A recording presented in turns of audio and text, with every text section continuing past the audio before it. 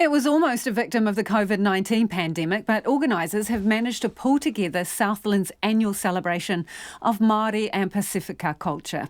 Thousands turned up for the Miharo Polyfest in Invercargill today. Our Otago-Southland reporter Timothy Brown was there and has the story. It's fair to say if Southland even warrants a mention in the cafes of New Zealand's more metropolitan centres, it's often not with the most flattering of terms. But Murihiku is far more than grey skies and dairy cows. It wasn't just the sun bringing the heat in Invercargill today, as dozens of performers from 10 groups took to the stage in Stadium Southland for the Miharo Polyfest. But organiser Tania Karen says the 11th year of the festival almost didn't happen. We knew pretty early on in the piece that we wouldn't be able to have a full-scale Polyfest. We made the call early and decided we'd go virtual instead for the most part.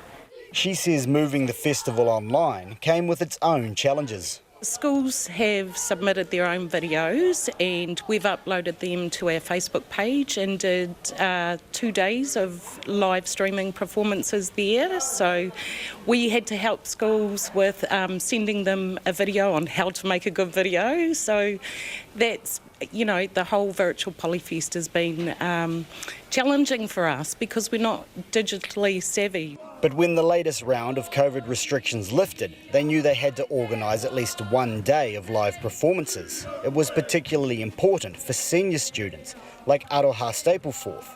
It'll be the South Otago High School students' last Polyfest.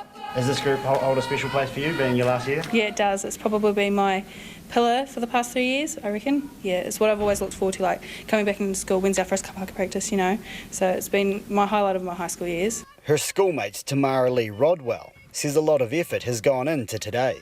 Building up to Polyfest, we were practising almost every day, but usually we have 1 or 2 practices a week for about an hour. Heaps of effort. Everyone pitches in it wherever they can to do to help out wherever it's needed, and everyone puts in 100% at practice, which is really important. But the toned down festival in light of the pandemic is bittersweet. Last year, about 40,000 people came through the doors during the 6-day event.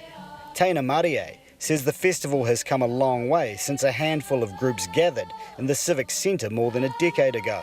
Oh, I've been surprised every year as it grows, it grows, it grows. Last year was the most amazing thing because we celebrated, I think, our 10th anniversary last year, and it went from 1 day to a whole week, where we celebrated our culture with others and the Māori culture as well.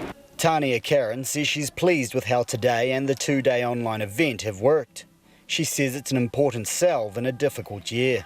We are just so happy about how virtual Polyfest has gone. It just shows that there's a real need for culture, identity, and that contributes to well-being, so that makes us very happy.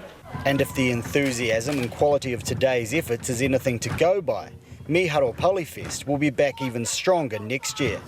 Kei wai hōpai a hau, mō te hōtaka o te ahi nei, ko Timothy Brown tēnei.